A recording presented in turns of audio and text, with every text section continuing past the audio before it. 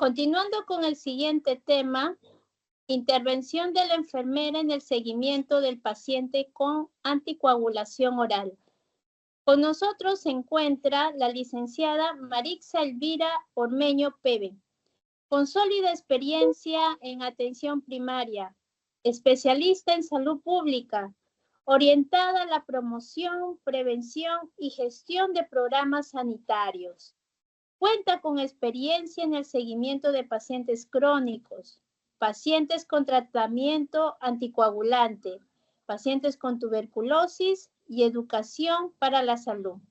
Actualmente enfermera del Policlínico Guillermo Cailín de la Fuente. Le damos la bienvenida, licenciada. Le escuchamos.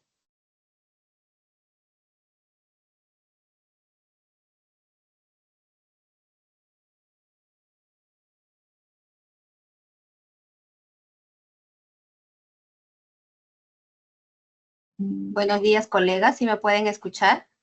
¿Me confirman, por favor? Le escuchamos. ¿Pueden visualizar? ¿Sí? También. Muy bien.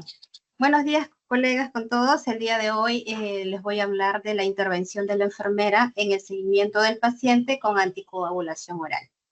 Recalcar que esta intervención se está dando a nivel del Policlínico Guillermo Cailín. El objetivo de la ponencia va a ser mostrar la relevancia de la intervención de la enfermería para el seguimiento seguro, efectivo y humanizado del paciente con anticoagulación oral. Y para hablar del tratamiento anticoagulante, pues tenemos que hablar un poquito sobre la coagulación.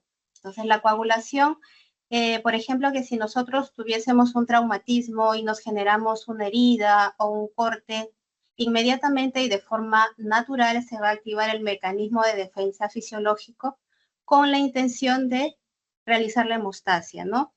Que se enfoca básicamente en evitar las pérdidas sanguíneas. Y aquí va a actuar pues un cofactor bien importante que va a ser la vitamina K. Este cofactor va a activar varios factores de la coagulación, como lo son el número 2, el 7, el 9, el 10 y algunas proteínas que participan en el proceso de la coagulación o en las cascadas de la coagulación.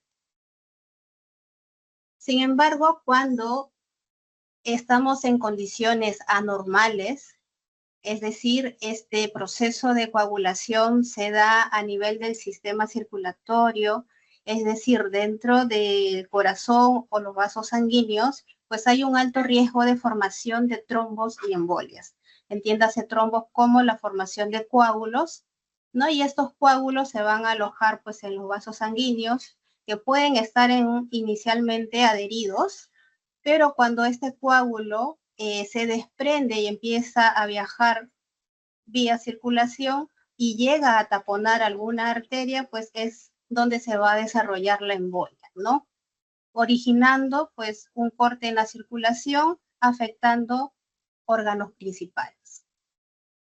Entonces, ¿cómo es que se da en estas condiciones anormales? Pues en la mayoría de los casos por ciertas patologías, ¿no?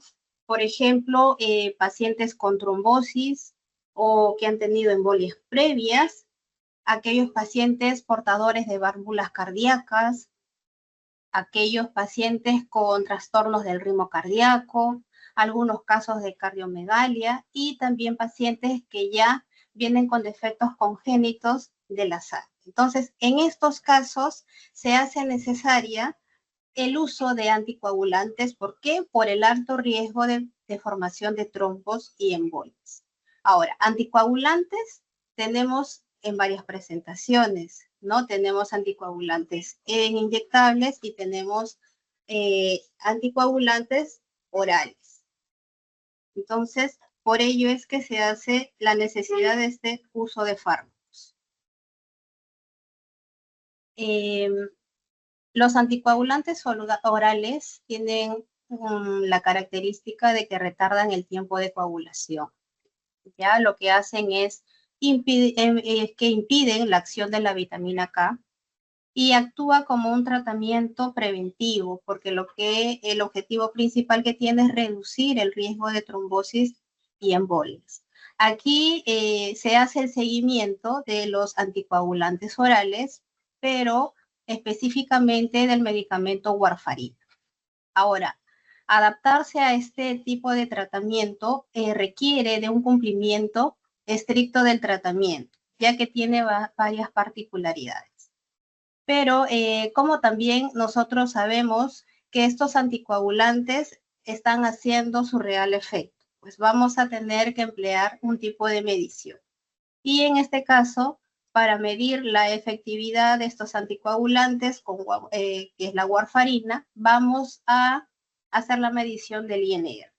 ¿En qué consiste este valor? Es el tiempo de la protombina del paciente dividido entre el tiempo de protombina normal. En nuestro policlínico o en los complejos estamos utilizando como equipo de medida el coagulómetro, ¿ya? Como es el que está mostrándose aquí en la foto. Pero en condiciones normales y la realidad de las demás instituciones de salud es que esta medición se realiza en el laboratorio, ¿no? El paciente se toma su prueba de INR o tiempo de protombina en el laboratorio y debe esperar los resultados para hacer los cambios de dosificación. En nuestro caso, utilizamos este aparato llamado coagulómetro. Bien, entonces les voy a hablar ahora sí lo que realiza realmente la enfermera en el seguimiento del paciente con anticoagulación oral. Para poder abordar al paciente anticoagulado, nosotros tenemos como base, pues, nuestros protocolos estandarizados, ¿no? Tenemos ahora un protocolo donde sintetiza cuáles son las actividades y las acciones a tomar para cada caso encontrado. Ahora, ¿a qué tipo de pacientes vamos a empezar a hacer el seguimiento de forma ambulatoria en policlínico? Pues aquel paciente que ha sido referido del médico de atención primaria, ¿no? El médico inicia la coagulación o da el pase de inicio del tratamiento de anticoagulación y lo deriva al área de control de INR de enfermería, ¿no? Aquí es donde le brindamos la atención, hacemos los controles del INR y si encontramos alguna situación especial o particular o encontramos un desajuste de dosis, pues podemos regresarlo nuevamente o derivarlo con el médico de atención primaria o en su defecto trasladarlo a la emergencia. Y para definir las actividades de enfermería dentro de este seguimiento que se le hace al paciente anticoagulado, la principal actividad que realizamos es el control del INR. ¿Ya? Para ello utilizamos un coagulómetro portátil, ¿ya? Tenemos esta ventaja de usar este equipo y ¿cuáles son sus ventajas? Pues que es práctico y fácil de usar, tiene un tiempo de medición de 1 minuto y tiene una alta correlación con los métodos de laboratorio, es decir, que tiene una alta eficacia, una alta confiabilidad, ¿ya? Y este equipo está sujeto a controles de calidad que las realizamos cada 3 meses. Ahora, este equipo realmente es bastante práctico. Se necesita solamente una gota para hacer el control del INR capilar y se da de manera ambulatoria, ¿ya? El resultado que arroja este aparato con una sola gota de sangre, pues es inmediata, es prácticamente inmediata. Ahora, estos resultados que se presentan aquí en este coagulómetro van a variar entre 0.8 hasta 8. Si, por ejemplo, saliese, por ejemplo, no va a salir un INR de 10. Este aparato lo que muestra es una indicación de mayor a 8. Entonces, ese es su único rango.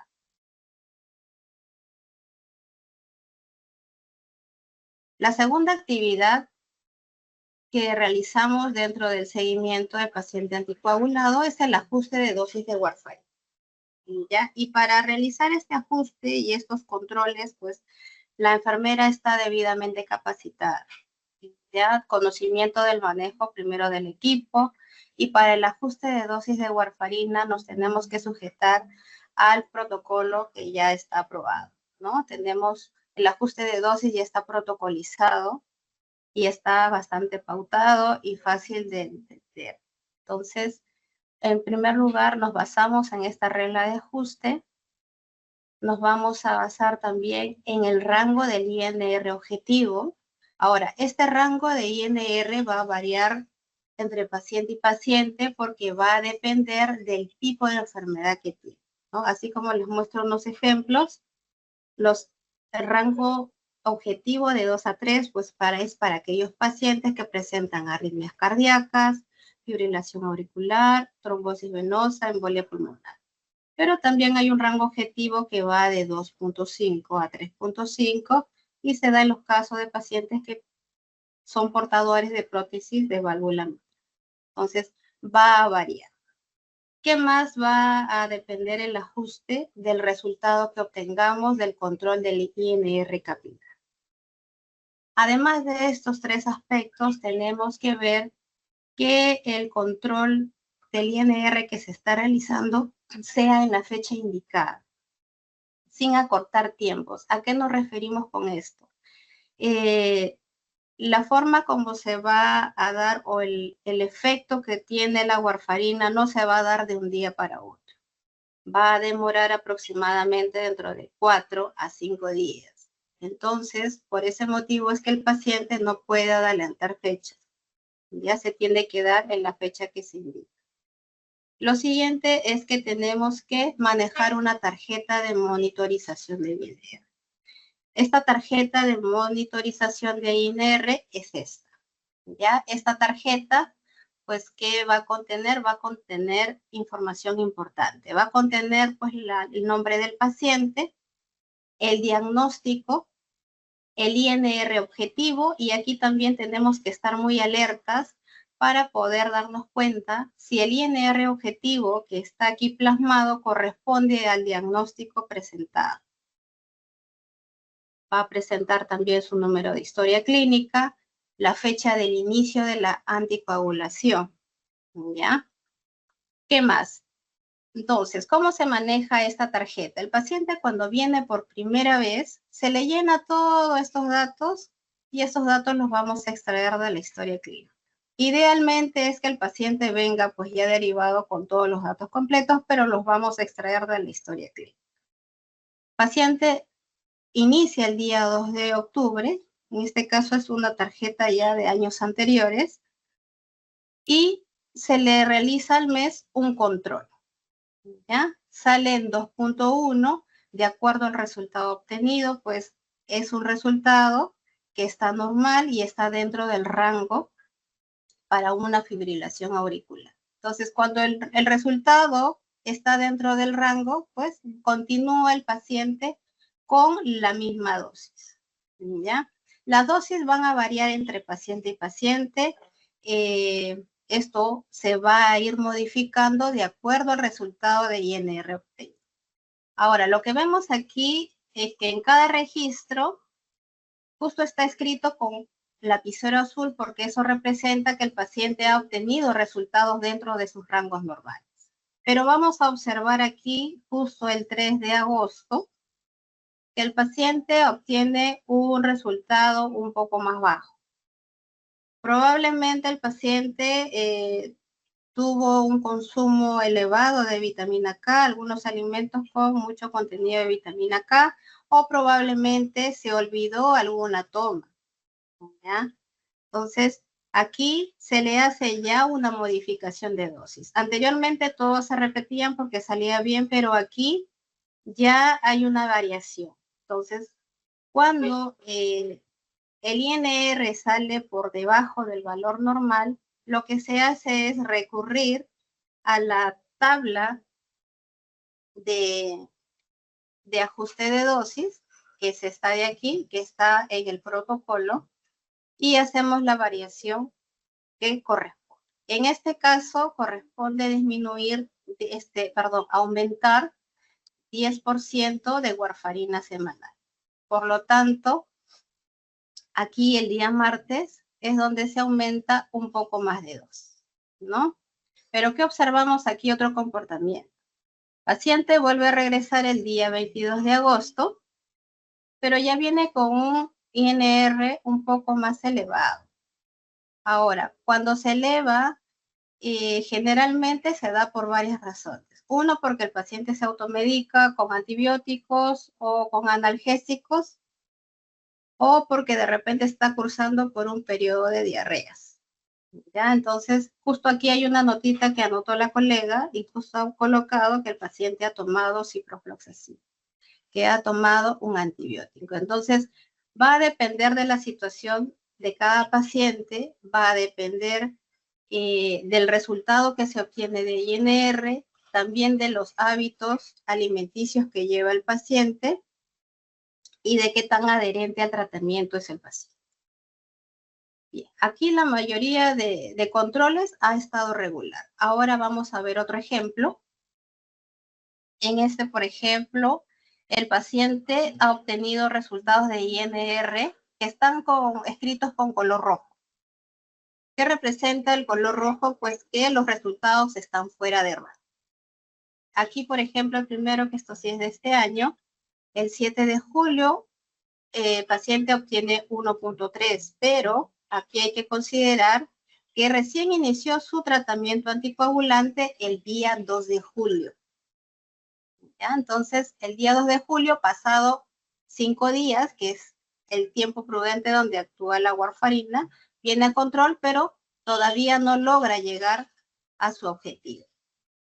Viene una semana posterior, exactamente el día 14, y también obtiene un resultado alterado. Entonces, y esto suele suceder siempre en el paciente que recién está iniciando la anticoagulación.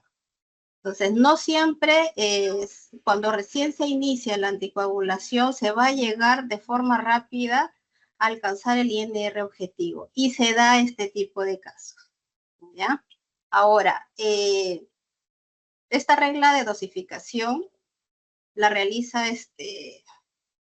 la aplica la enfermera. La dosificación está a cargo de la enfermera. Para ello, ella ha recibido pues una capacitación bastante adecuada al inicio para poder atender este tipo de pacientes anticoagulados. Entonces, aquí, por ejemplo, falta colocar la fecha de ayer, porque ayer este paciente ya vino con un 2.8 de INR y ya se había pues alcanzado el INR objetivo, ¿no? Pero así es bastante variante el caso de cada paciente, es muy individual, interfieren muchos factores conductuales, sobre todo respecto a alimentación y respecto a adherencia del tratamiento. Ahora, el ajuste de dosis también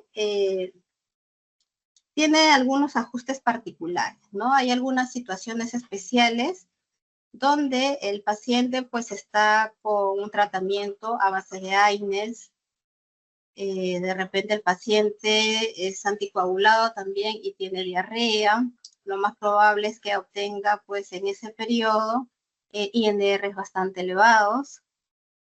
Si la paciente está con tratamiento anticoagulante y también tiene un tratamiento de anticoncepción, pues su ginecobstetra tendrá que elegir el medicamento más adecuado con el objetivo de no alterar la coagulación de la paciente, ¿no? Lo mismo para los casos de gestación y lactancia. En caso de cirugías menores y mayores, por ejemplo, se tiene que suspender la warfarina días anteriores a la cirugía y también en los procedimientos dentales, ¿no? Y todo esto está pautado pues en los protocolos, ¿no? ¿Qué más? Otra actividad es la que realiza la enfermera, pues va a hacer el manejo y el reporte de valores críticos, ¿no? Una vez que nosotros hacemos el control y obtenemos los resultados de INR, no siempre vamos a encontrar pues resultados dentro del rango. A veces encontramos resultados muy fuera de rango y es necesario tomar decisiones y tomar acción. Por ejemplo, si obtenemos un resultado de INR de 5 a 6.9 y además hay sangrado moderado, al paciente le corresponde llevarlo a la emergencia. Y si no hay sangrado, pues aplicar la regla práctica del ajuste de dosis, ¿no? Pero sí en caso de INR que son a partir de 7 o mayor a 7, sí es necesario derivar a emergencia. Ahora, esta derivación a emergencia también implica una serie de actividades.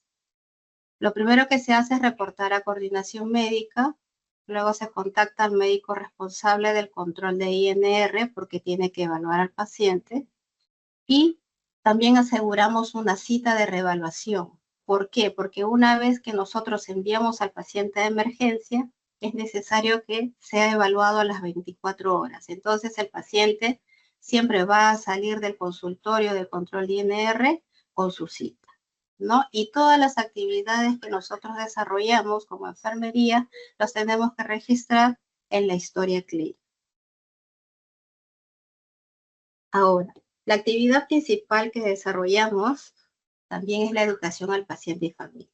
No es la actividad pues que caracteriza a la parte de la atención primaria, pero también es la que demanda mayor esfuerzo, ¿no? Y nos vamos a enfocar en educar y orientar al paciente y al familiar también, porque corresponde al entorno donde él se desenvuelve. Entonces, lo primero que hacemos cuando tenemos, por ejemplo, un paciente nuevo que recién está iniciando su anticoagulación, es que el paciente debe de conocer su diagnóstico, su rango objetivo y su dosis indicada.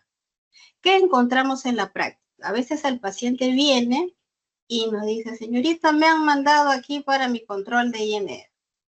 Sin embargo, el paciente no sabe qué es el INR, no sabe qué significa una fibrilación auricular, mucho menos conoce su rango objetivo.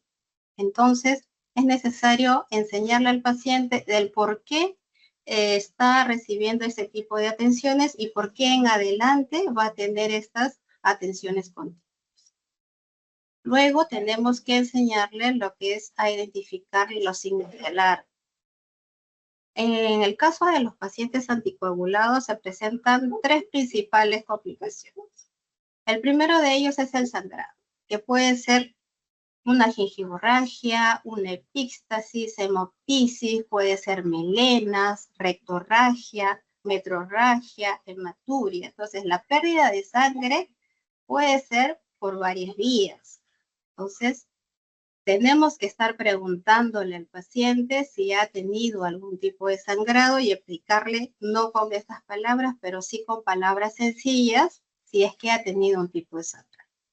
¿Qué más se puede identificar si hay aparición de hematomas espontáneos? ¿No? Como observamos aquí en la gráfica, este hematoma apareció de forma espontánea y significa pues que el INR está pues por encima de 7, digamos, ¿no? Y otro síntoma de alarma también es el dolor de cabeza intenso y vómitos, que generalmente lo tienen aquellos pacientes que tienen el valor de INR muy por debajo del rango esperado. Entonces, estos son los signos de alarma que tiene que aprender el paciente a poder identificarlos. El siguiente aspecto donde nos vamos a centrar en la educación es con respecto a la medicación, es con respecto al uso de warfarina y al uso también de otros medicamentos que lleva también como tratamiento secundario, digamos. Entonces, aquí en la parte de la medicación hacemos mucho el énfasis del horario de la medicación y de la adherencia a tratamiento. Entonces, nosotros solemos indicar al paciente que debe tomar su anticoagulante en horas de la tarde, a las 4 o 5 de la tarde. ¿Y por qué a ese horario? Porque es un horario donde el paciente generalmente no tiene este tipo de citas de control de INR y que es un horario ideal donde nadie más le receta algún otro medicamento. Entonces, la idea es que el paciente se acuerde del horario que debe tomar porque debe ser bastante disciplinado en él. ¿Qué más encontramos durante las atenciones? Que el paciente pues se automedica, ¿no? Y se automedica generalmente pues con antibióticos, se automedica con antiinflamatorios o pastillas para el dolor. Entonces, esto ocasiona que el INR incremente. ¿Qué más tenemos que estar alertas? Si hay interacciones medicamentosas. La mayoría de pacientes son pues pluripatológicos, están con polifarmacia, entonces tenemos que estar revisando si va a haber alguna interacción medicamentosa para poder reportar el caso de forma oportuna. ¿Qué más? También nos centramos mucho en la educación con respecto al almacenamiento correcto de medicamentos. Y esto porque aquí el paciente en el policlínico recibe pues sus atenciones médicas bastante distanciadas, ¿no? Entonces se le da pues su medicación para un mes, a veces para 2 meses, a veces para 3 meses. El paciente sale de la farmacia con su bolsita de papel y se lleva así tal cual a su casa, ¿no? Pero, ¿qué pasa? También recibe otro medicamento que tienen aparentemente el mismo tamaño, el mismo color, si es que lo dejamos aperturados o si los combinamos, porque son medicamentos muy similares. Entonces, a veces lo dejan en lugares que no son adecuados. Por ejemplo, alguno me trajo esto de aquí, lo puse aquí en la foto. Esto es un tarrito de vidrio y el paciente lo que había hecho era pelar todas las pastillas y colocarlos en ese tarro, ¿no? Entonces, es una práctica que no se debe de realizar porque este medicamento pues ya perdió función, pues ya no es válido para ser ingerido. En otra oportunidad, un paciente trae también la warfarina partidas a la mitad dentro de una cajita de fósforo. Entonces, estamos detectando que el almacenamiento del medicamento no es el adecuado. Y eso puede ser alguna de las razones por las que el paciente no mejora en sus resultados de INR, ¿no? Viene semana tras semana y viene casi con los mismos resultados, ¿no? 1.1, 1.2, regresa a 1.1. ¿Por qué? Porque no ha sido efectivo la toma y por lo tanto cuando un día no se toma, pues el INR baja. ¿Ya? Que también se le pide al paciente que nos indique, que nos comunique si es que está tomando algún medicamento nuevo. Y esto teniendo en cuenta de que el paciente pues también tiene pues sus atenciones médicas particulares y de repente ha iniciado un tratamiento de alguna enfermedad. Debe de comunicarnos ¿para qué? Para ver si hay alguna interacción o podría haber alguna interacción medicamentosa. Con respecto a la alimentación, pues aquí tenemos también que emplear pues nuestras habilidades blandas y ser bastante empáticos con el paciente. No tenemos que detectar cuáles son sus hábitos y cuál es su cultura alimentaria, porque esto sí va a influir en el tratamiento que está llevando. Que también debe de conocer alimentos que contengan vitamina K, ¿no? Un exceso en el consumo de alimentos con alto contenido de vitamina K, pues va a afectar sus resultados de INR, pero en lo que nos centramos nosotros es que el paciente conozca qué alimentos tienen menor cantidad, qué alimentos tienen regular cantidad y quienes tienen exagerada cantidad de vitamina K para que puedan elegir en las preparaciones que realizan diariamente. ¿Qué más en la educación? Es con respecto a la actividad física, ¿no? El paciente anticoagulado no puede realizar actividades que impliquen contacto, roce o golpes porque la piel pues se genera hematomas. Entonces es bastante sensible y se le recomienda ello, ¿no? Después, con respecto a la administración de inyecciones y vacunas, ¿no? Es recomendable que el paciente no se aplique inyecciones intramusculares porque la piel inyectada o la zona inyectada pues va a generarse un hematoma, ¿no? Sin embargo, hay ocasiones en el paciente sí necesita un tratamiento que es indicado por el médico y en esos casos pues somos nosotros que nos tenemos que adaptar pues al nuevo tratamiento del paciente, ¿no? Con respecto a los viajes también es importante que ellos tengan ciertas indicaciones, como por ejemplo que tengan tratamiento, que lleven su tratamiento, que identifiquen un centro de salud cercano, que de preferencia viajen a lugares no tan altos, que máximo se tenga pues 2000 metros sobre el nivel del mar, y también sobre la importancia de la adherencia a los controles, ¿no? Hay muchos pacientes que a veces pues por razones externas o por trabajo dejan de asistir a sus controles, ¿no? Se confían de que la última vez salieron pues dentro de un rango normal y continúan con la misma dosis a veces por un mes o por 2 meses. Entonces, es ahí donde tenemos que realizar nosotros nuestro feedback, nuestra retroalimentación. Y esta educación pues se va a dar en cada atención que nosotros realizamos. Se hace el feedback, se utiliza material visual como tenemos aquí al lado derecho y la educación es personalizada, ya que todos no tienen la misma necesidad de orientación, ¿no?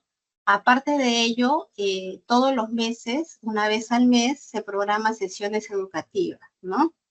Sesiones educativas de autocuidado del paciente anticoagulado, y es en esta sesión donde el paciente y su familiar tienen la oportunidad de aprender un poco más sobre el seguimiento del paciente anticoagulado, ¿no? Y aquí aprovechamos también en que el familiar se involucre en el cuidado del paciente, sobre todo para que haga la supervisión del tratamiento en casa, ¿no? Porque el paciente a veces se queda solo, se puede confundir la dosis, a veces se olvida, puede tomar doble dosis, y son varias situaciones que se puedan dar, ¿no? Cuando no hay una supervisión de un familiar y el paciente es muy ansioso. Ahora, la característica de nuestros pacientes es que la mayoría son adultos mayores, y es por ello que la educación va a tener que ser siempre continua y en cada atención que nosotros brindamos.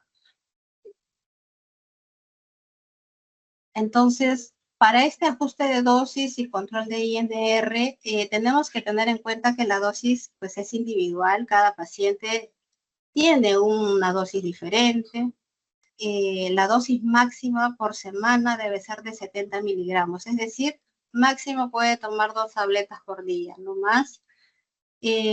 Ahora, también es importante saber que los anticoagulantes, en este caso la warfarina, se asimila a nivel intestinal, así que por ello es importante también prestar atención a casos de diarrea y estreñimiento. Involucrar en lo posible al familiar en el cuidado de su paciente y poner en práctica habilidades duras y blandas, ¿no? Las habilidades duras, ¿no? Que se refieren pues a la preparación en cuanto a conocimientos, en cuanto a habilidades, destrezas en realizar procedimientos, por ejemplo, en el manejo adecuado del coagulómetro. Y también tenemos que poner en práctica nuestras habilidades blandas. ¿Por qué? Porque tenemos que entablar una buena comunicación con el paciente. Tenemos que hacer que el paciente nos tenga confianza y cada vez que venga a la consulta se sincere, ¿no? Y tenga pues esa capacidad de decir, licenciada, ayer me olvidé de tomar mi pastilla, licenciada, ayer comí palta, qué sé yo, pero tenga esa confianza y no nos tenga ese, ¿no? Una vez que nosotros hayamos entablado una buena comunicación con el paciente, pues podemos obtener datos con mayor relevancia y hacerle una mejor entrevista al paciente. Ahora, todas esas actividades que nosotros realizamos debemos de plasmarlo en nuestra historia clínica, ¿no? Y nuestra historia clínica, con respecto a la atención del control de INR, llenamos un cuestionario de INR. Y aquí vamos a poder visualizar el día que fue atendido, las dosis que tiene actualmente y los cambios que se han realizado. A la vez, hacemos la escala de la adherencia para ver si el paciente está pues con necesidad de mayor educación o de mayor intervención respecto a la adherencia a su tratamiento. También le hacemos la evaluación de riesgo de caídas. ¿Por qué? Porque si el paciente tiene riesgo de caídas, pues va a tener mayor posibilidad de traumatismo y va a tener pues complicaciones con su coágulos. Y también se registra pues la presencia de signos de alarma, ¿no? Todos estos datos al final es el médico que controla el INR quien hace la revisión. Ahora, la enfermería, enfermería en el seguimiento del paciente anticoagulado. En nuestro policlínico, finalmente las consultas de control de anticoagulación están lideradas por enfermería, ya que enfermería es la que hace los controles, es la que hace los ajustes de dosis y se encarga de la educación del paciente. Tenemos la ventaja de usar la tecnología, en este caso por el uso del coagulómetro portátil, cuyos resultados son bastante rápidos y también esto beneficia en acortar el tiempo de atención y disminuye también la espera del paciente. De todo esto vamos a ver... Disculpe, contamos con 5 minutos. Ok, sí, está bien. Contamos también con resaltar la importancia del rol de enfermería en lo que respecta a la educación para la salud. Tenemos que aprovechar cada atención que brindamos para el fomento del autocuidado del paciente y en cada atención también plasmar y ¿cómo se dice? Tenemos que poner en práctica nuestras habilidades, ¿no? Que no solamente tiene que ser para el seguimiento del paciente, sino que lo debe tener todo el personal de enfermería. Ahora, ¿qué podemos observar en este seguimiento? Vamos a observar que se desarrollan 3 aspectos. Uno, la innovación con el uso pues, de los equipos, el coagulómetro portátil, y también por el uso de la historia clínica digital, ¿no? Donde aquí vamos a poder visualizar toda la dosificación que se hace, todos los cambios y todas las indicaciones respecto a la anticoagulación del paciente.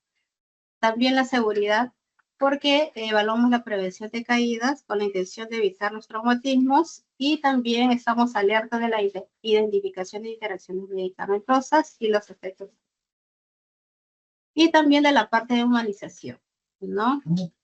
Con el objetivo de entablar una comunicación empática, debemos expresar pues respeto por las creencias y preferencias y también brindar apoyo emocional a aquellos pacientes pues que no tienen redes de apoyo social, ¿no? Cada paciente es diferente, vive en un entorno diferente, entonces viene con dudas, viene con sus preocupaciones y a veces sí necesita de un poquito de aunque sea de nuestro tiempo para poder brindarle ese apoyo emocional. Ahora, cada vez que nosotros encontramos un caso especial, particular, lo reportamos a dirección médica. ¿Para qué? Para que ellos puedan analizar este caso y se puedan decidir cuáles son las acciones a tomar, ¿no? No todo está estipulado en el protocolo, así que siempre va a haber particularidades. Entonces, si nosotros evaluamos el seguimiento del paciente anticoagulado a nivel de nuestro país, vamos a ver que sí, en la mayoría de instituciones se hace teleseguimiento por llamadas. Es evidente el rol de la enfermería en la parte de la educación y seguimiento, también en coordinaciones de alta, en instituciones de mayor complejidad, pero también se observan barreras comunes, ¿no? Como el acceso al control de INR, por ejemplo, las zonas rurales que van a tener el acceso más limitado pues a un coagulómetro, incluso a sus propios controles habituales, ¿no? Sus tiempos de atención son más distanciados, a veces no hay suministro o les dicen que no hay reactivo y también influye mucho la alfabetización en salud.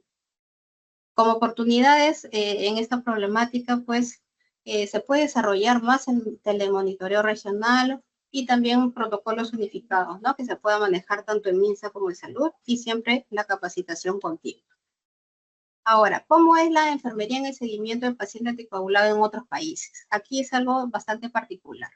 Por ejemplo, en Estados Unidos, Canadá y Chile hay las consultas de anticoagulación, al igual que aquí en Carilín, están lideradas por enfermería principalmente, por clínicas particulares, ¿no? Y también llevan un programa de educación bastante estructurado. En Estados Unidos y en España, por ejemplo, también realizan la telemonitorización de mensajes de vía SMS, videollamadas de educación, ¿no? Entonces, todo lo hacen de forma remota. Pero aquí hay algo que estos países sí están mucho más desarrollados, ¿no? Ellos sí, por ejemplo, Reino Unido, España y Alemania cuentan con protocolos de dosificación y algoritmos ya digitales, ¿ya? Integración con, por ejemplo, el paciente realiza su propio control con su propio coagulómetro. Y este coagulómetro está, pues, como es un dispositivo, pues, electrónico, está conectado a una central, ¿no? Y esta comunicación, cada vez que el paciente obtiene un INR fuera de rango, pues le llega un comunicado a lo que ellos llaman tableros de riesgo, ¿no? Y entonces saben qué paciente y qué nivel de INR ha logrado obtener y le sale como una alarma, ¿no? ¿Para qué? Para poder abordar al paciente, sea vía asistencial o sea vía teléfono. También cuentan con aplicativos para el propio control de INR. El paciente solo se controla su INR. Hay, también hacen uso de guías estandarizadas y también forman parte de sociedades científicas. Como desafíos y retos, en cuanto al seguimiento de anticoagulados a nivel multidisciplinario serían que debemos establecer estrategias para mejorar la adherencia al tratamiento anticoagulante oral, facilitar también el acceso a la atención nutricional personalizada en caso de pacientes pluripatológicos, ¿no? Porque hay mucha restricción con el consumo de la vitamina K, pero a veces tenemos pacientes crónicos y se les hace difícil, pues, elegir los alimentos día a día. Monitorizar los casos de ingresos recurrentes a emergencias y eventos hemorrágicos, y esto nos va a servir para analizar ciertos casos y también estaríamos ya desarrollando nuestra función de investigación, ¿no? Al analizar estos casos particulares. Garantizar también la integralidad del seguimiento del paciente anticoagulado. Bueno, y como conclusiones clave, la enfermería pues viene a ser el pilar del seguimiento seguro, humanizado en la anticoagulación oral. La estandarización de procesos, la educación efectiva, el uso de tecnología van a reducir estos eventos adversos y el éxito de este seguimiento va a depender de los protocolos claros, del uso adecuado de la tecnología y de la comunicación efectiva, ¿no?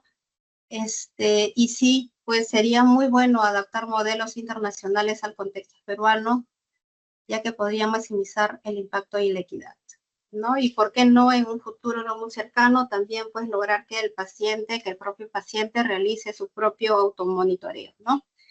Es claro que no tenemos pues la tecnología, no estamos pues como Alemania, que ellos sí manejan ese tipo de controles, ¿no? De forma remota.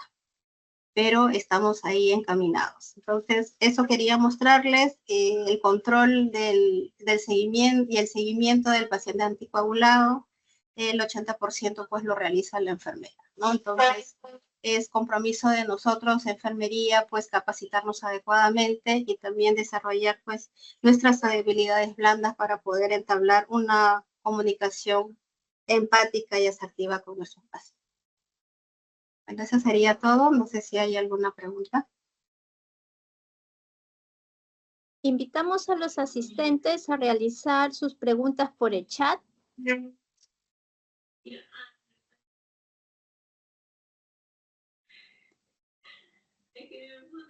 Agradecemos su ponencia y damos unos minutos para poder leer las preguntas en el chat, licenciada. Sí, está bien.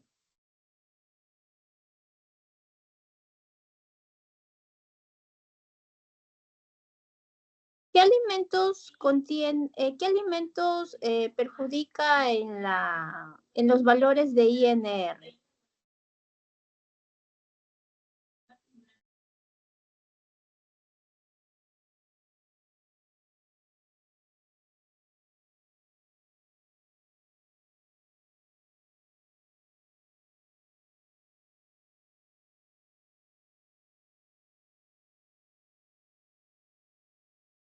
A ver, no había activado mi micrófono.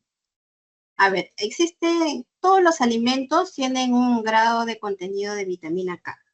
Entonces, en el caso de los pacientes anticoagulados o los que están con warfarina, lo que se les sugiere es que tengan bien en claro cuáles son aquellos alimentos y en qué medida tienen esta concentración de vitamina K. Por ejemplo, hay alimentos como las espinacas, el perejil, verduras de hojas verdes, principalmente, que tienen muy alto contenido de vitamina K, ¿no? La palta, por ejemplo, el consumo de hígados, tanto de res como de cerdo, el consumo de kiwi, de frutos secos, incluso el consumo de té, son los que más contenido de vitamina K tienen. Entonces, ¿qué pasa cuando el paciente anticoagulado consume en forma regular estos alimentos? Pues lo que va a pasar es que se va a bajar su nivel de INR, ¿ya? Porque recuerden que la vitamina K lo que va a hacer es impedir la formación de coagulación, ¿no? Entonces, cada vez que el paciente viene a consulta, se le hace el refuerzo de estos alimentos y se le entrega también un instructivo de la clasificación de estos alimentos para que ellos tengan en cuenta al momento de que preparan sus medicamentos, qué frutos, por ejemplo, tienen mayor cantidad de vitamina K y es preferible evitarlos, ¿no? Sí, por ejemplo, pueden consumir en forma muy regular, si hablamos, por ejemplo, de frutas, la pera, papaya, melocotón, manzana, verduras como la cebolla, calabaza, berenjenas, los aceites, por ejemplo, de maíz y girasol son bastante buenos para ellos. Y en cuanto a carnes, pollo, pescado, pavita y carnes magras. ¿Ya? Dentro de lácteos, por ejemplo, yogur, leche, huevo, queso fresco. Entonces, aquí nosotros les entregamos, como les digo, una información visual para que ellos puedan tener una guía.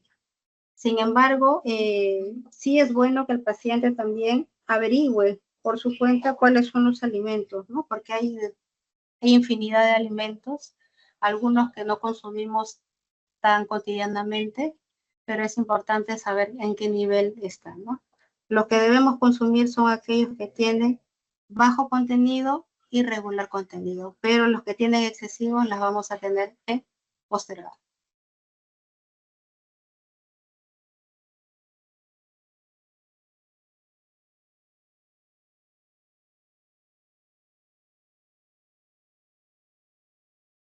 Sí, tenemos otras preguntas respecto a qué tratamiento farmacológico perjudica en el manejo del paciente con INR elevado.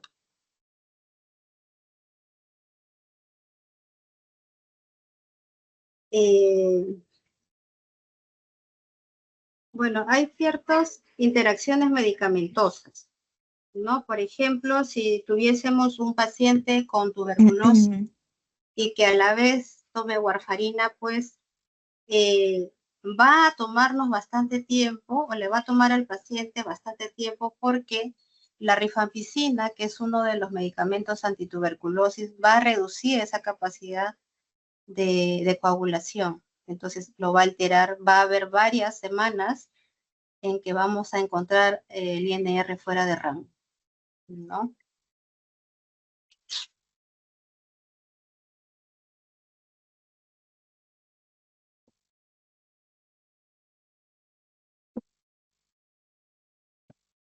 Tenemos otras preguntas. ¿Qué solución le da a los hematomas, hematuria o sangrados, aparte de cambios en las dosis? Ya. A ver, ¿sí está prendido? Sí. En caso de sangrados moderados, lo que el paciente debe hacer es acudir a la emergencia. ¿Por qué? Porque es un signo de alarma, ¿ya?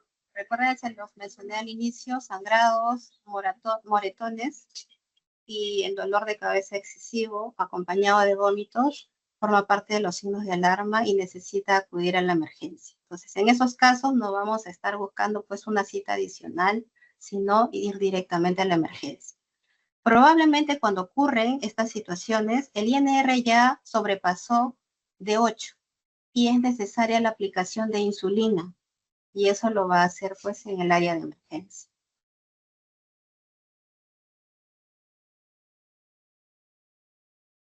Ahora, hay ciertos procedimientos, por ejemplo, los dentales o cirugías menores. Ya se suspende la warfarina entre 3 a 4 días anteriores a la cirugía, pero la indicación se la da a su propio especialista o médico de cabecera, es decir, el propio odontólogo o su médico cirujano.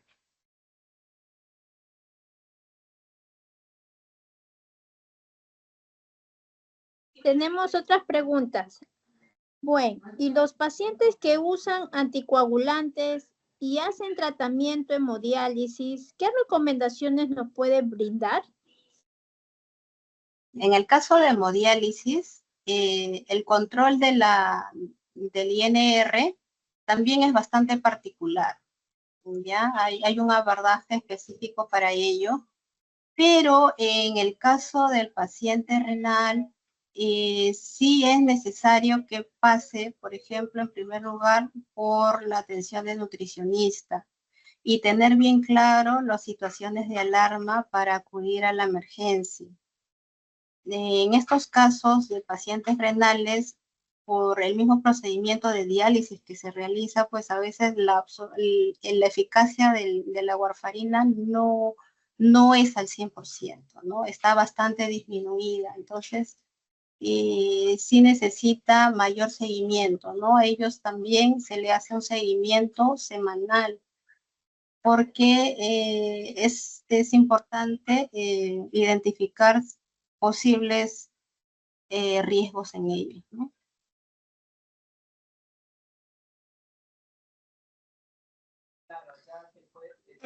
Por último, tenemos una pregunta. ¿Hay alguna indicación especial en que la warfarina se administre a las 5 de la tarde? Lo pregunto porque algunos pacientes que ingresan a hospitalización exigen que la administración sea en ese horario. Sí, en el campo de la atención primaria manejamos ese horario. ¿Por qué? Porque nosotros realizamos los controles en horarios de la mañana. ¿Ya? Entonces, el control de INR debe de realizarse sin que el paciente tome el medicamento. Entonces, es por eso que se elige ese horario, de 4 o 5 de la tarde.